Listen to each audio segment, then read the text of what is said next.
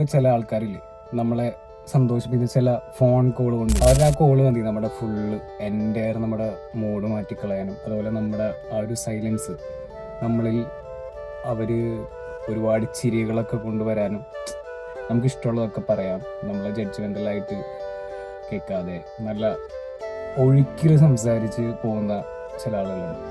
അവരോട് സംസാരിക്കുന്നത് നമുക്ക് നേരം പോകുന്നത് തന്നെ അറിയില്ല. ചിലരൊക്കെ നമ്മൾ സംസാരിക്കുക കൊതിക്കാറില്ല എന്ന് വെച്ചിട്ടുണ്ടെങ്കിൽ നമുക്ക് നമ്മളായിട്ടിരിക്കാൻ പറ്റുന്ന ഒരു സ്പേസ്. അതുകൊണ്ടാണ് മെയിൻ അത് തോന്നുന്നത്. കാരണം നമുക്ക് ഓപ്പണായിട്ട് സംസാരിക്കാൻ പറ്റുന്ന ഒരാൾ നമ്മൾ ഓപ്പോസിറ്റ് ഉണ്ടാവുമെന്ന് വെച്ചിട്ടുണ്ടെങ്കിൽ ഭയങ്കര വലിയൊരു കാര്യമാണ്.